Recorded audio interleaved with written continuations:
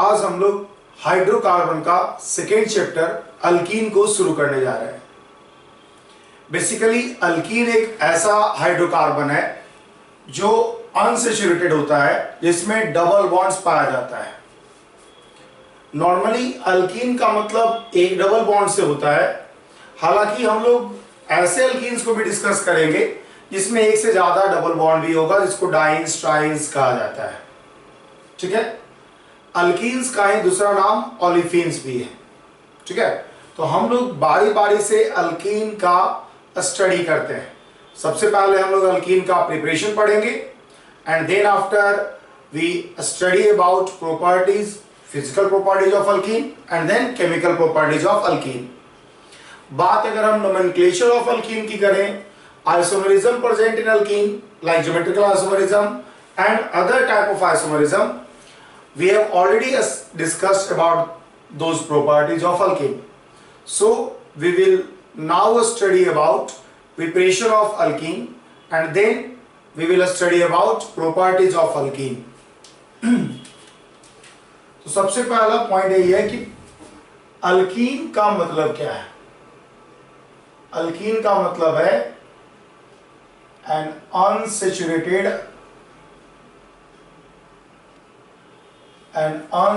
hydrocarbon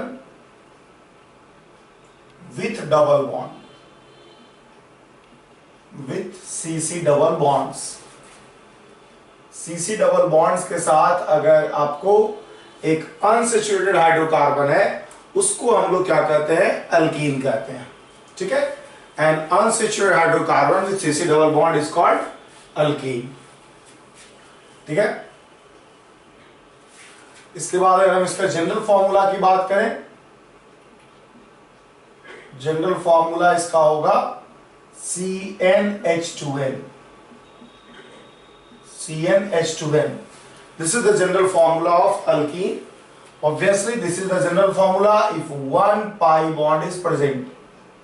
simply अगर one pi bond या कह सकते हो CC double bond is present, अगर एक से ज्यादा होगा CC डबल बॉन्ड तो ये फॉर्मूला जो होगा वैलिड नहीं होगा। एक्चुअल में हर एक डबल बॉन्ड के करस्पॉन्डिंग आप दो हाइड्रोजन हटाते चले जाओगे, जो कि आपका अल्केन का फॉर्मूला था CnH2n+2। अगर हम दो डबल बॉन्ड देते हैं तो फॉर्मूला होगा CnH2n-2।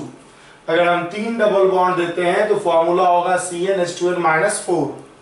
इस तरह से जनरल फॉर्मूला ऑफ अल्कीन को लिखा जा सकता है। अगर हम अल्कीन में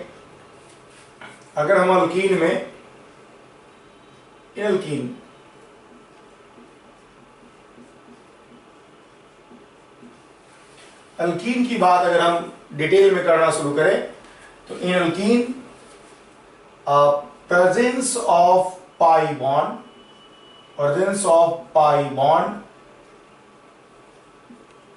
make it active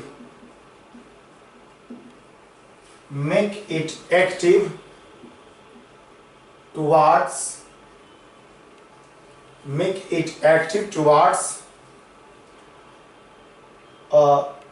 addition reaction, electrophilic addition reaction, खासकर एडिशन रिएक्शन,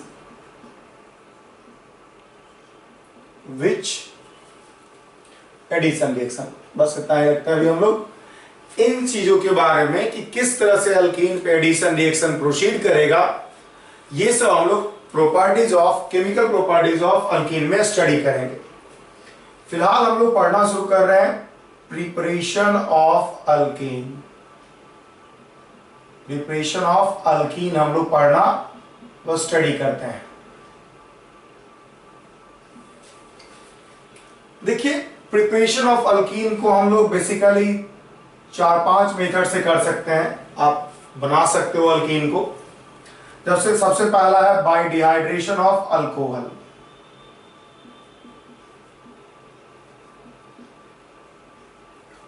अल्कोहल को आप डिहाइड्रेट कर दो, आपको अल्कीन बन जाएगा। मतलब अगर आपके पास COH है एंड दिस वन है, इस पे आप डिहाइड्रेटिंग एजेंट डाल दो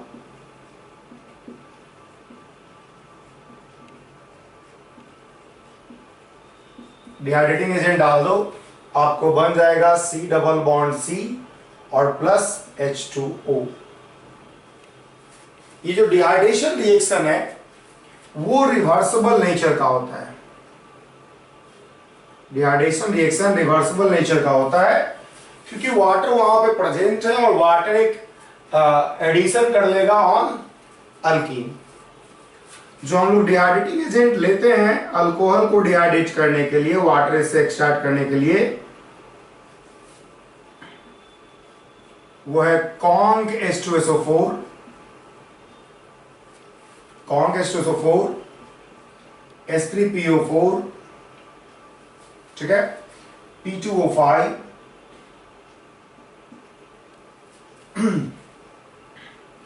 Al2O3। ये सब हम लोग डिहाइड्रेटिंग एजेंट के रूप में यूज करते हैं विथ अल्कोहल। नोट में करके एक पॉइंट जानना चाहिए आपको कि हम लोग अल्कोहल के साथ dehydrating agent like CaO calcium oxide को नहीं यूज कर सकते हैं, जबकि वो एक बहुत अच्छा डिहाइड्रेटिंग एजेंट है। और ऐसा इसलिए होता है बिकॉज कैल्शियम ऑक्साइड जो है एक हाइग्रोस्कोपिक मटेरियल है, वो वाटर को एब्जॉर्ब करने का कैपेसिटी रखता है। जिस तरह से वो वाटर को एब्जॉर्ब करता है और एक हाइड्रेटेड सॉल्ट बना लेता है, उसी तरह से वो अल्कोहल को भी एब्जॉर्ब करके एक अल्कोहल के साथ अल्कोहल ऑफ क्रिस्टलाइजेशन बना लेगा, just like water of crystallization present होता है। CaO is not used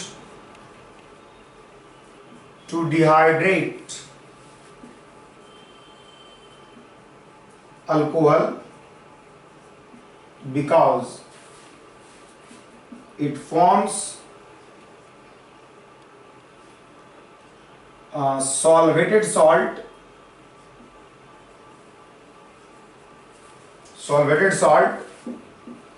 with alcohol of crystallization।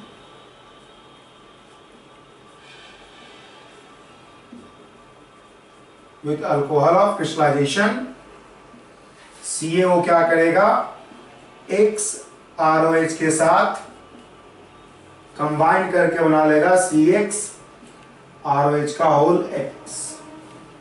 तो ये आपका अल्कोहल ऑफ क्रिस्टलाइजेशन हो गया है, just like water of crystallization, और इसलिए CaO को यूज नहीं करेंगे। बात अगर हम मैकेनिज्म ऑफ दिस रिएक्शन की करें, ये मैकेनिज्म जो है सिंपल एलिमिनेशन रिएक्शन है वाटर का, जो कि E1 और E2 पाथ फॉलो करेगा depending upon the substrate molecule. अगर हम मैकेनिज्म ऑफ डिहाइड्रेशन रिएक्शन की बात करें,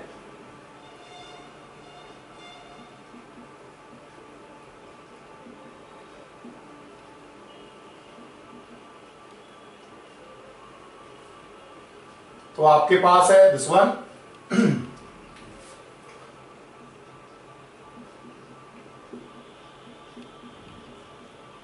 इस पे अगर आपने कॉन्क H2SO4 डाला तो क्या करेगा, सबसे पहले ये प्रोटोनेट कर देगा इसको,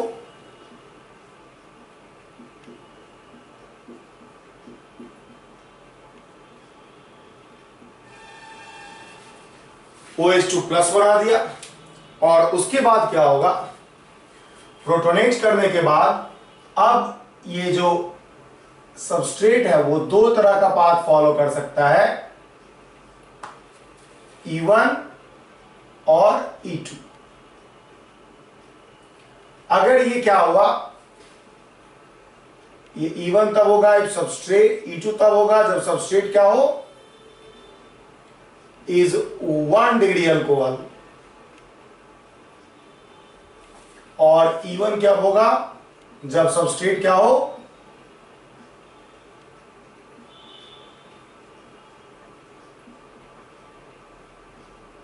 2 degree alcohol.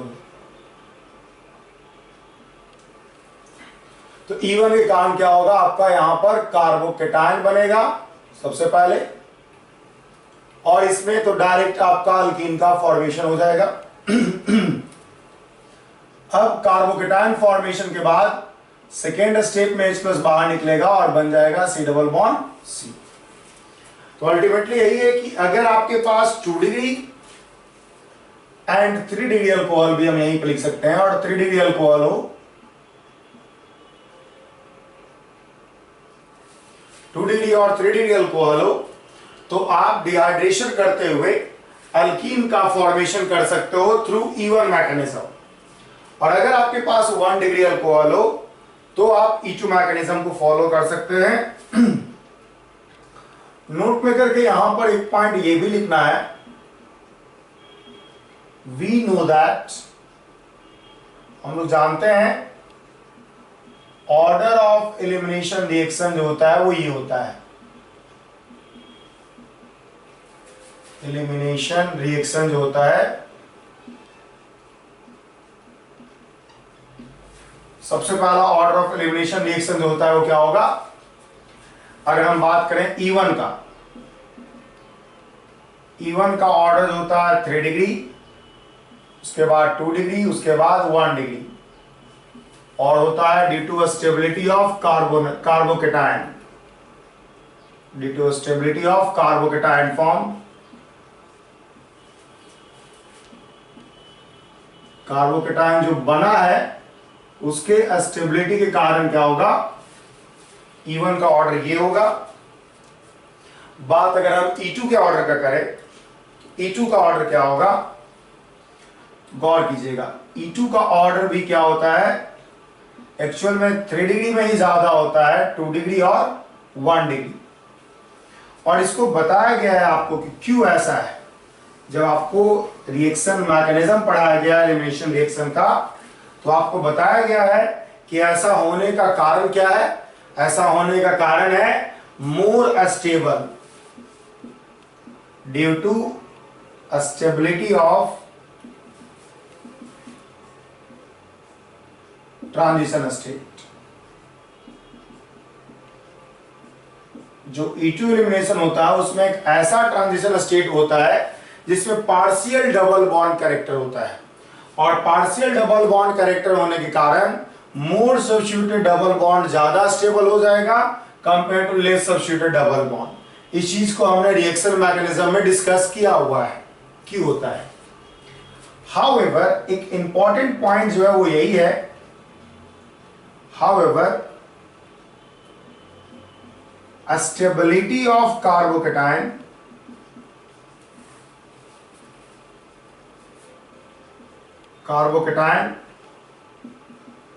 is more affected than a stability of transition state।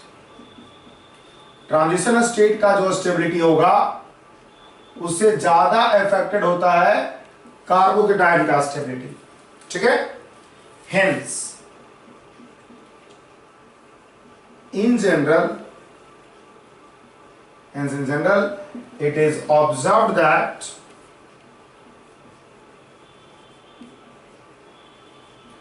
(3 degree and 2 degree) ROH undergo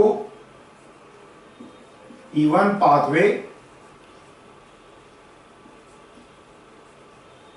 whereas 1 degree ROH undergo E2 pathway। ये आपको समझ में आना चाहिए कि 1 डिग्री जो होगा E2 पाथवे करेगा, और जबकि 2 डिग्री, 3 डिग्री और 2 डिग्री क्या करेगा? E1 पाथवे करेगा। हालांकि एक इंपॉर्टेंट पॉइंट ये है याद रखने लायक और जानने लायक कि भले ही 1 डिग्री अल्कोहल आपको E1 मतलब E2 पाथवे फॉलो करता है, जिससे कि आपको लगेगा कि इसमें कार्बोनियम आयन अरेंजमेंट नहीं होगा, लेस सब्स्टिट्यूट अल्कीन बनेगा, लेकिन ऐसा नहीं है।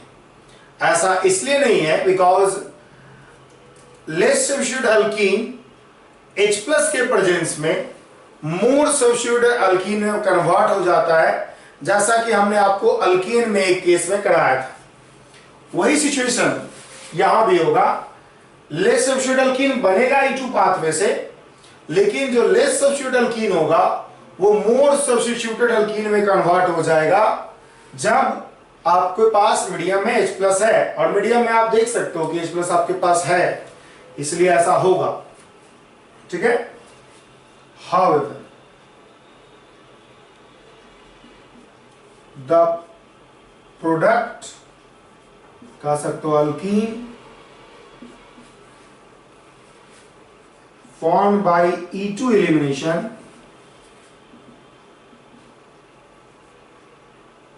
on 1 degree RH, ठीक है। However, the product formed by E2 elimination on 1 degree RH also undergo rearrangement in presence of H plus ion to produce, in presence of H plus ion to produce, आप आसानी से produce कर सकते हो, to produce more substituted alkyne.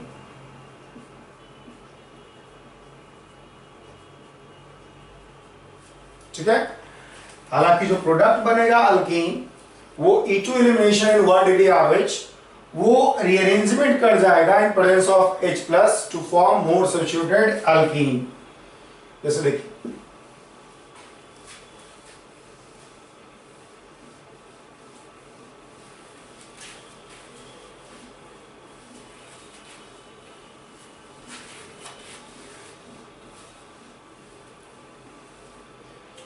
देखिए, अगर आपके पास दिया हुआ है CH3 CHOH CH2 CH3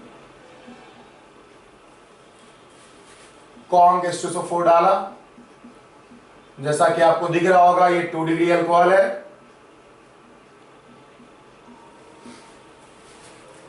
ये क्या होगा, कार्बोकेटायन बनाएगा सबसे पहले CH3 CH प्लस और इवन पाथवे फॉलो करेगा देन और बनेगा CH2 CH3 और फिर क्या होगा H प्लस का एलिमिनेशन होगा फ्रॉम दिस साइड और बन जाएगा CH3 CH double bond CH और CH3। तो मोर स्टेबल हो गया, क्योंकि जो मोर स्टेबल प्रोडक्ट बना वो जो मोर सब्स्टिट्यूट प्रोडक्ट बना वही मोर स्टेबल है। बात अगर हम 1 डिग्री RH का करें,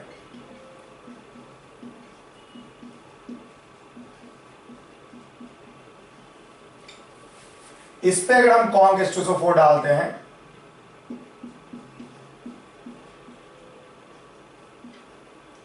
तो यहां पर E2 एलिमिनेशन होगा और E2 एलिमिनेशन होते हुए आपको प्रोडक्ट जो बन जाएगा वो बन जाएगा सीधा सीधा CH2 CH double bond CH2। लेकिन आगे जो गौर करने वाला पॉइंट वो ये है कि अगर आप इस पे H प्लस ऐड करते हो, अब इसको जुड़ेगा और बन जाएगा CH3 CH2 CH प्लस और फिर CH3। ठीक है, CH3 CH2 CH प्लस और CH3 एंड देन आफ्टर इस पे फिर आप H प्लस को रिमूव करोगे। ऑब्वियसली अब H प्लस क्या होगा, मोर सब्स्टिट्यूटेड अल्कीन के कॉरस्पॉन्डिंग निकलेगा, वैसा अल्कीन बनाएगा जो कि ज्यादा सब्स्टिट्यूटेड हो और ये जो अल्कीन बन गया वो क्या हो गया, मोर स्टेबल हो गया। ठीक है, तो इस तरह से आप देख सकते हो कि आपका जो 1 degree RH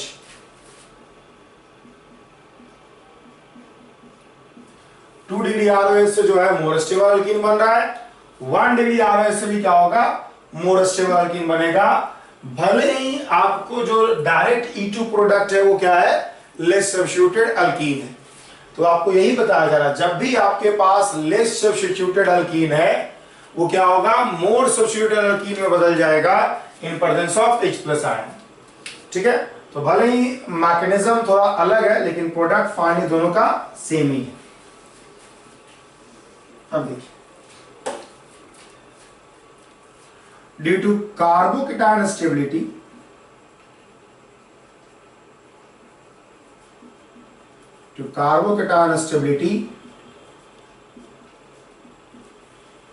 ease of dehydration reaction जो होता है वो क्या होगा,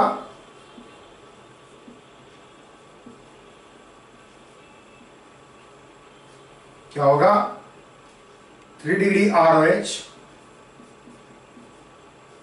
2 degree ROH and then after 1 degree ROH।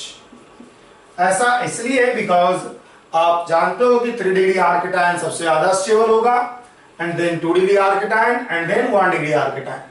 आपके पास, आप ये बहुत अच्छे से समझते हैं कि कार्बोकेटाइन की स्टेबिलिटी की बात जहां तक करें तो हमारे पास 3 डिग्री कार्बोकेटाइन सबसे ज्यादा स्टेबल, 2 डिग्री कार्बोकेटाइन उससे कम एंड 1 डिग्री कार्बोकेटाइन और कम। अब देखिए हमने ये आपको बताया कि 1 डिग्री अल्कोहल जो है वो आपको E2 पाथवे करेगा। हालांकि अगर 1 डिग्री अल्कोहल के केस में बीटा हाइड्रोजन अब्सेंट है, ठीक है, in general 1 degree alcohol 1 degree ROH undergo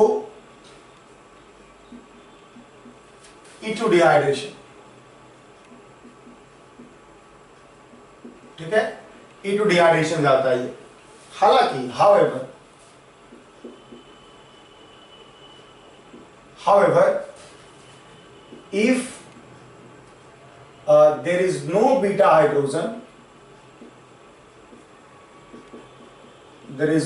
hydrogen, then 1 degree ROH undergoes E1 dehydration. अगर बीटा हाइड्रोजन हो ही नहीं तब हमारी मजबूरी है कि हमको इसमें क्या करना होगा, 1 डिग्री डिहाइड्रेशन करना होगा। Just for example this case, आपने CONG⁴ डाला, ये साफ दिख रहा होगा आपको कि ये 1 डिग्री अल्कोहल है, लेकिन 1 डिग्री अल्कोहल होने के साथ साथ आप इस बात को गौर कीजिएगा कि यहां पे आपके पास क्या है, बीटा हाइड्रोजन प्रेजेंट नहीं है। जब बीटा हाइड्रोजन प्रेजेंट नहीं होगा तो मजबूरी है इसकी कि इसको E1 एलिमिनेशन ही करना होगा, E2 एलिमिनेशन पॉसिबल नहीं है।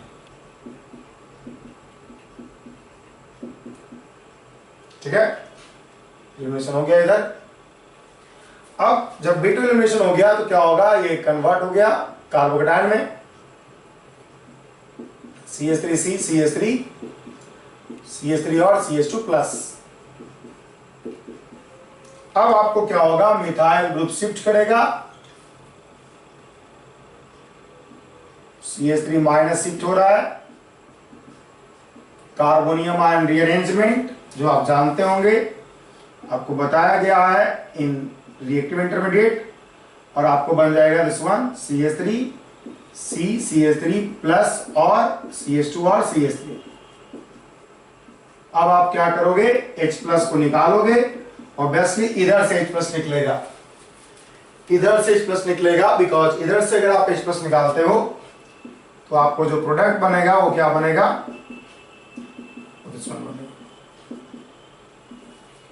तो ये जो है आपका, आप देख सकते हो कि E1 डिहाइड्रेशन का केस है जिसमें कि कार्बोनियम भले ही 1 डिग्री ROH है, लेकिन सिंस इसके पास बीटा हाइड्रोजन नहीं है, इसको मजबूरी में 1 डिग्री मतलब E1 एलिमिनेशन करना पड़ा, और कार्बोकेटाइन जो बना उसका रीअरेंजमेंट होते हुए मोर स्टेबल अल्कीन बना।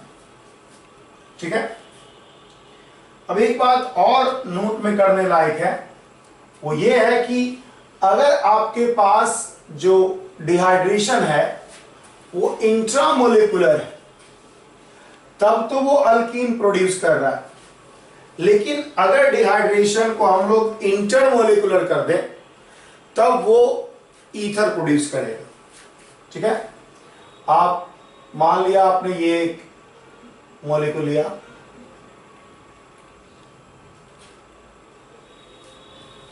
इसको आपने इंट्रामोलिकुलर मतलब विद इन मॉलिक्यूल डिहाइड्रेशन कराया,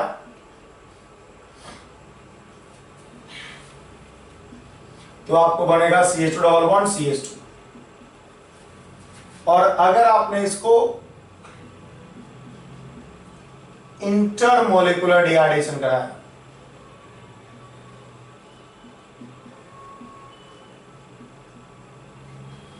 इंटरमोलिकुलर डिहाइड्रेशन कराया,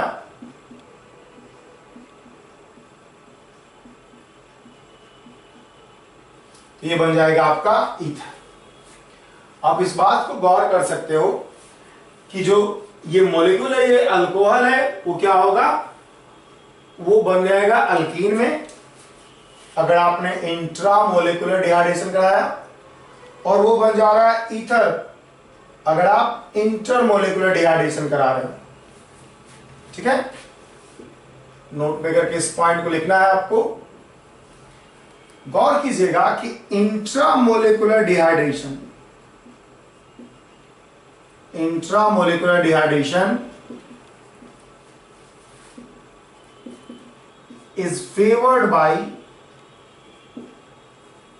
intramolecular dehydration is favored by 1 degree RH, sorry, favored by high temperature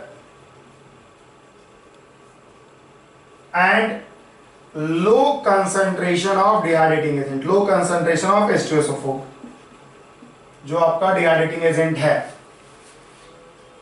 intramolecular dehydration is favoured by high temperature, ज्यादा टेम्परेचर होगा और लो कंसंट्रेशन होगा H2SO4 का, तब इंट्रामोलिकुलर डिहाइड्रेशन फेवर होगा।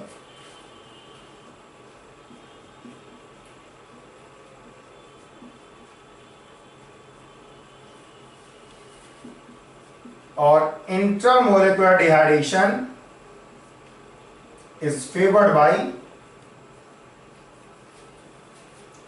लो temperature, जब मॉलिक्यूल आपस में नजदीक हो पाएगा, और high concentration of H2SO4।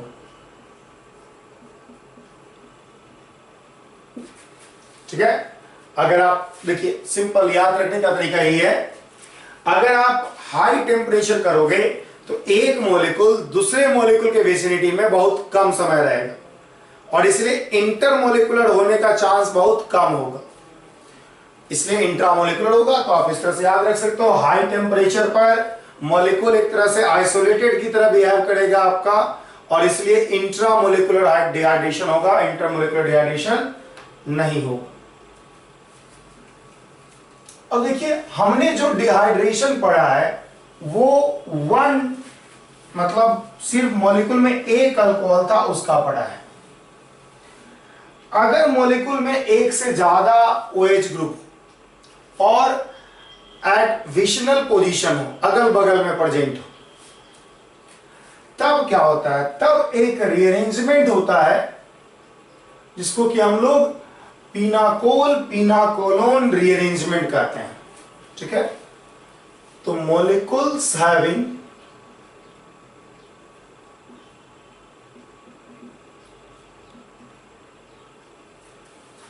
विशनल diol, मतलब 1,2 diol, undergo pinacol pinacolone rearrangement, pinacol pinacolone rearrangement. ठीक है, under similar condition of dehydration, और इन प्रेजेंस ऑफ H+, या फिर H+ के प्रेजेंस में क्या होगा, ये करेगा। तो हम लोग को पढ़ना है पिनाकोल पिनाकोलोन रीअरेंजमेंट।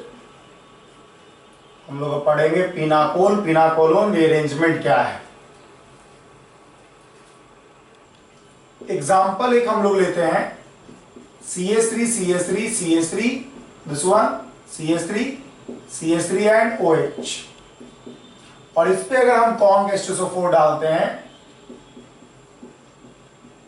तो आपको जो प्रोडक्ट बनेगा वो ये बनेगा, CH3 C double bond O C CH3 CH3 and CH3। इसी को कहा जाता है पिनाकोल और इसी को कहा जाता है pinacolone. And this reaction is called pinacol pinacolone rearrangement. बात अगर हम इसके मैकेनिज्म पर करें तो मैकेनिज्म आप इस तरह से लिख सकते हो, आपके पास CH3 C CH3, this is OH and then CH3 CH3 and OH। जब आप इस पे H प्लस ऐड करोगे तो यहां पर क्या होगा, OH2 प्लस जनरेट होगा और OH2 प्लस जनरेट होने के कारण क्या होगा, इधर रिमूव हो जाएगा and then you will have CH3 C CH3 OH and C plus और CH3 और CH3। अब क्या होगा, चूंकि कार्बोकेटायन है तो कार्बोनियम आयन अरेंजमेंट होगा, ये H इधर आएगा और एक ग्रुप वो क्या होगा, मिथाइल ग्रुप क्या होगा, माइग्रेट कर जाएगा। तो CH3 ग्रुप का माइग्रेशन हुआ है, CH3 ग्रुप का माइग्रेशन हुआ है, जिससे कि आपको बन जाएगा CH3 C double bond O C CH3 CH3 and CH3। This is the final product जो कि आप देख सकते हो कि यही आपका प्रोडक्ट बना है। तो अल्टीमेटली इस रिएक्शन में पिनाकोल पिनाकोलोन रीअरेंजमेंट में आपका H2O बाहर निकल रहा है और उसके बाद जो कार्बोकेटायन बन रहा है उस पे कार्बोनियम आयन अरेंजमेंट हो रहा है फ्रॉम एडजेसेंट पोजीशन। अब देखिए कुछ और एग्जांपल हम लेते हैं। कुछ और एग्जांपल हम लोग लेते हैं।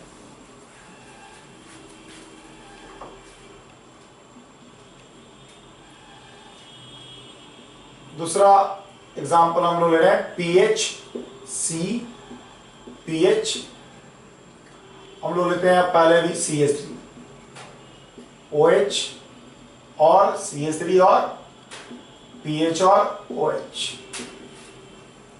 हम इस पे अगर आप H प्लस ऐड करें तो आपको बनेगा OH2 प्लस, ये बाहर निकला, दोनों इक्विवेलेंट पोजीशन है इसलिए आप कहीं से भी ये कर सकते हो, PH CCH3 OH and then this will equal to plus and then this will equal to CH3 और PH। अब क्या होगा, ये ग्रुप इधर आएगा और ये ग्रुप क्या होगा, माइग्रेट कर जाएगा यहां पर। अल्टीमेटली आपके पास बन जाएगा PH, आपके पास बन जाएगा CH3 C double bond O और देख सकते हो आप कि यहां पर CH3 PH और PH का ये हुआ एडिशन हुआ है। तो इस तरह से आप देख सकते हो कि आपके पास सबसे पहले वाटर मॉलिक्यूल वाटर बाहर निकल रहा है सबस्ट्रेट मॉलिक्यूल से एंड देन जो कार्बोकेटायन बन रहा है उस पे क्या हो रहा है, एडजेसेंट पोजीशन से जो आपका ग्रुप है वो अटैक कर जा रहा है ऑन कार्बोकेटायन। तो this is the phenomena through which you can form pinacolone from pinacol. ठीक है, हम एक और एग्जांपल आपको लेते हैं। अगर आपके पास है PH C PH और OH और CH3 और CH3 और OH, अगर आप यहां पे करवाना चाहोगे रिएक्शन तो गौर कीजिएगा कि आपको इस तरह में जब आपके पास अलग अलग, अभी तक जो हमने पहला और दूसरा केस लिया था उसमें दोनों OH जो था वो सिमेट्रिक कार्बन पे था, जैसा ये कार्बन पे था वैसा ये कार्बन पे था। लेकिन अब हम लोग जो OH ले रहे हैं वो डिसिमेट्रिक कार्बन पे, वो अलग अलग कार्बन पर है। तो अलग अलग कार्बन पर अगर होगा तो आपको ऐसे पोजीशन पे कार्बोकेटायन बनाना चाहिए जहां पर आपका जो कार्बोकेटायन बनेगा वो ज्यादा स्टेबल बनेगा। आप इससे समझ सकते हो कि कार्बोकेटायन ज्यादा स्टेबल यहां पे बनेगा और इसलिए हम यहीं पे क्या करेंगे, OH2 प्लस बनाएंगे और प्लस यहां बन गया और बन जाएगा C OH CH3 और CH3, और फिर एडजेसेंट पोजीशन का जो OH है वहां से हाइट H प्लस शिफ्ट करेगा और ये ग्रुप यहां पे माइग्रेट कर जाएगा, आपको बन जाएगा PH CPH CH3 C double bond O और CH3। ठीक है, this is the product, final product, जो कि आपको ये समझ में आना चाहिए कि हमने यहां पर OH2 प्लस क्यों बनाया, क्योंकि जो कार्बोकेटायन बन रहा है वो मोर स्टेबल बन रहा है। ये जो कार्बोकेटायन बन रहा है मोर स्टेबल कार्बोकेटायन बन रहा है। अगर कोई स्टूडेंट यहां पर OH2 प्लस बनाता है तो यहां पर जो प्लस बनेगा वो उतना स्टेबल नहीं होगा जितना कि यहां पर है। पीएच फिनाइल रिंग आपको पता होगा कि बहुत ज्यादा स्टेबलाइज करता है कार्बोकेटायन को थ्रू रिजोनेंस।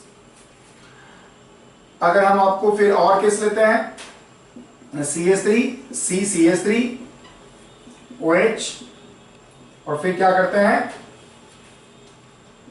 CH3 H और OH, और इस पे हम H प्लस ऐड करते हैं, फिर वही बात होगा OH2 प्लस बनेगा, ये ग्रुप बाहर चला गया, अल्टीमेटली आपके पास बन गया कंपाउंड CH3 प्लस, और उसके बाद हो जाएगा CH3 H और OH,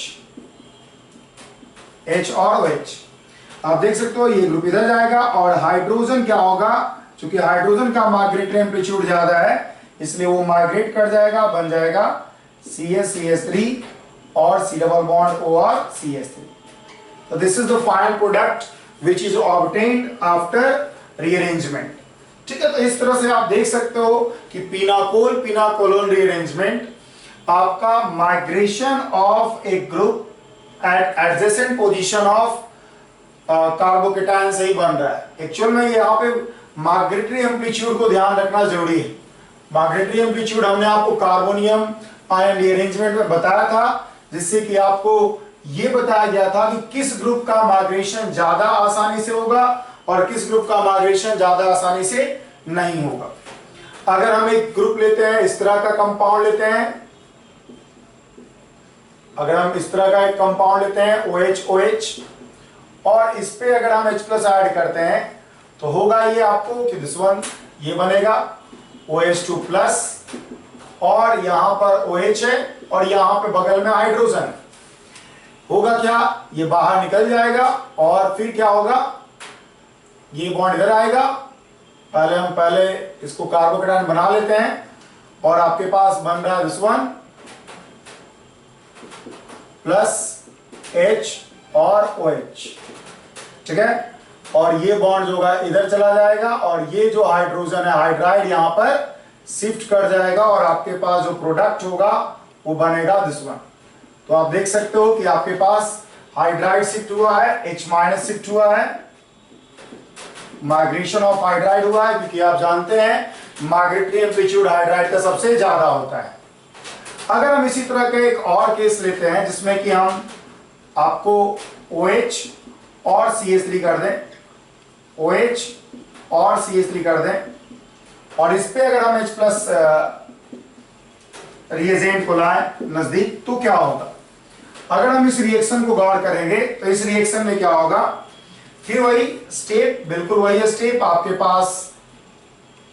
पास OH2 प्लस CH3 है, OH2 प्लस है, उसके बाद OH है और फिर CH3 है। ये ग्रुप बाहर निकल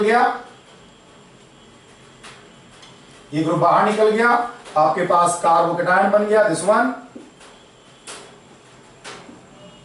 आपके पास प्लस बन गया, आपके पास है OH और आपके पास है CH3। गौर कीजिएगा, फिर माइग्रेशन होगा और ये ग्रुप इधर आया, ये ग्रुप जो है आपका हाइड्राइड इधर शिफ्ट किया। अब क्या होगा, यहां से ग्रुप शिफ्ट करेगा इस कार्बन से। जैसा कि आपको पता होगा कि माइग्रेटरी एम्पलीट्यूड सबसे ज्यादा होता है हाइड्रोजन का, उसके बाद पीएच का, एलाइल ग्रुप का, and then after 3 degree, 2 degree, 1 degree, and then after सबसे लास्ट में मिथाइल ग्रुप। तो क्या होगा, ये ग्रुप यहां से जो ग्रुप है, ये ग्रुप क्या होगा, यहां से यहां शिफ्ट करेगा।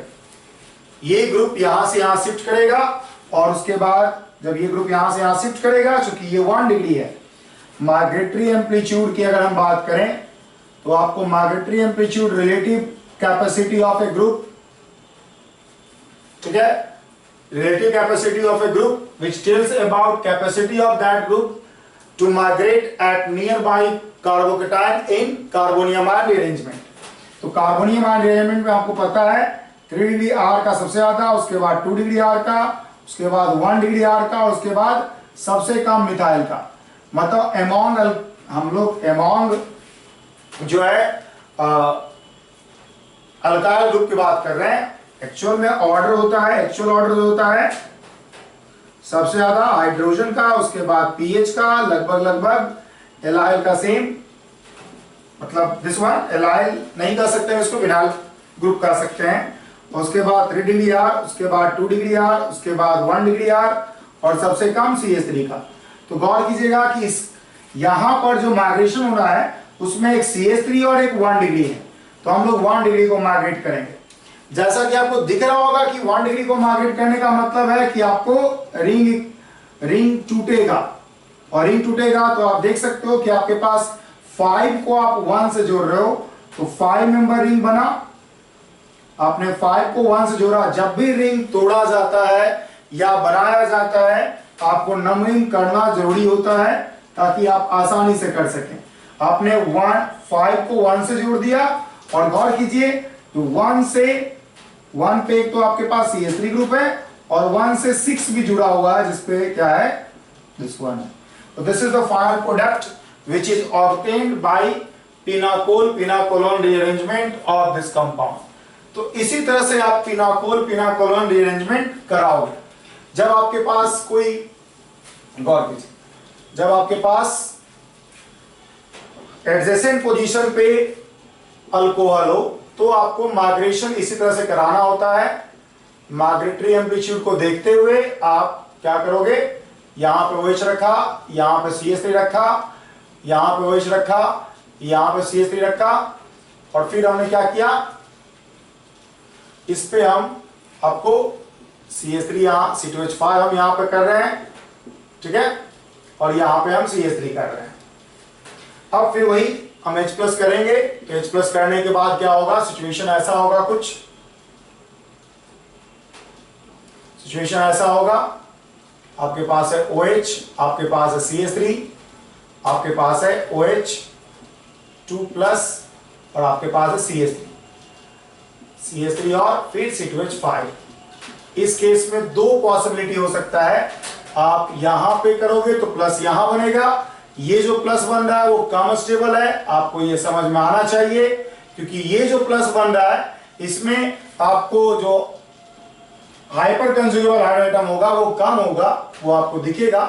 आप कार्बोकेटायन बनाइए तो आपको यहां पे हमने कार्बोकेटायन बनाया, मोर स्टेबल कार्बोकेटायन का फॉर्मेशन हम कर रहे हैं। और उसके बाद आप गौर कीजिएगा, आपके पास है दिस वन, आपके पास CH3, आपके पास CH3, ये बन गया आपके पास प्लस, ये है CH3 और ये है C2H5।